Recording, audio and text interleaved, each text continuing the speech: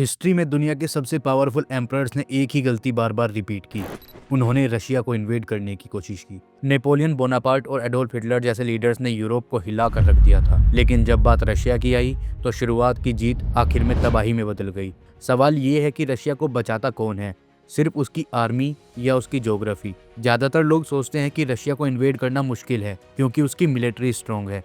ये बात कुछ हद तक सही है, लेकिन असल सच ये है कि रशिया की सबसे बड़ी डिफेंस उसकी आर्मी नहीं बल्कि उसकी ज़मीन है। रशिया को जीतना शायद पॉसिबल हो, लेकिन रशिया को कंट्रोल करना बहुत मुश्किल है क्योंकि ये एक नॉर्मल कंट्री से ज़्यादा एक एंडलेस लैंडमास जैसा है। जितना आगे एनिमी बढ़ता है उतनी ही सप्लाई लाइंस लंबी होती जाती है, वेदर ज़्यादा खतरनाक होता जाता है और लोकल रेजिस्टेंस स्ट्रॉन्ग होता जाता है। 1812 में नेपोलियन बोनापार्ट लगभग 6 लाख सोल्जर्स के साथ रशिया में घुसा था।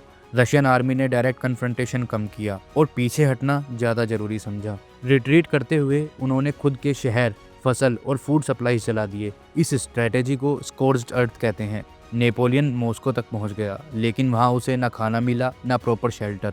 फिर आई रशियन विंटर और एक्सट्रीम ठंड ने फ्रेंच आर्मी को तोड़ दिया। 6 लाख सोल्जर्स में से सिर्फ 1 लाख ही वापस लौट पाए। 1941 में एडोल्फ हिटलर ने सोवियत यूनियन पर अटैक लॉन्च किया। शुरुआत में जर्मनी तेजी से जीत रहा था, लेकिन जैसे ही विंटर आया टेम्परेचर -30 डिग्री सेल्सियस तक गिर गया।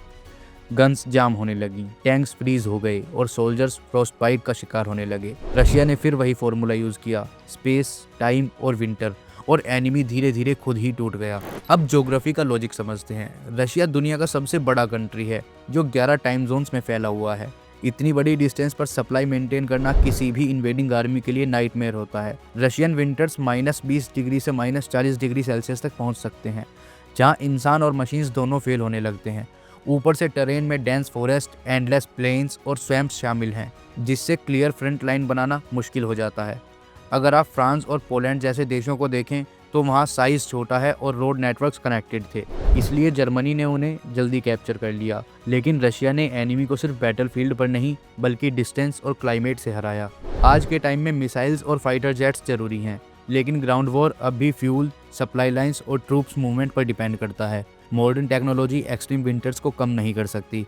विंटर आज भी रशिया के लिए एक पावरफुल वेपन है। एक बड़ा turning point trans Siberian railway का कंस्ट्रक्शन था। इस रेलवे ने रशिया को अपनी ही वास्ट टेरिटरी को एफिशिएंटली कनेक्ट करने का पावर दिया। जो ज्योग्राफी पहले सिर्फ डिफेंस थी, वही धीरे धीरे स्ट्रेंथ बन गई। आज रशिया एक न्यूक्लियर पावर है जिसके पास मैसिव लैंड बफर और मल्टीपल क्लाइमेट जोन्स हैं।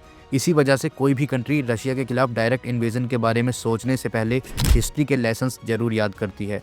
फ्यूचर में क्लाइमेट चेंज एक नया ट्विस्ट ला रहा है। साइबेरिया का परमाफ्रॉस्ट पिघल रहा है, जिससे इंफ्रास्ट्रक्चर बनाना आसान हो सकता है, लेकिन साथ ही फ्लड्स और ग्राउंड कोलैप्स का रिस्क भी बढ़ रहा है। हो सकता है फ्यूचर में रशिया की ज्योग्राफी का एडवांटेज शेप बदले, लेकिन ख़त्म नहीं होगा। रशिया की कहानी ये याद दिलाती है कि वॉर्स सिर्फ सोल्जर्स और वेपन्स से नहीं जीते जाते। कभी कभी माउंटेन्स, डिस्टेंस और विंटर्स जैसे नेचुरल फोर्सेस भी इनविजिबल आर्मीज बन जाते हैं। अब सवाल ये है कि क्या फ्यूचर की टेक्नोलॉजी ज्योग्राफी को हरा पाएगी या नेचर हमेशा लास्ट वर्ड बोलेगा।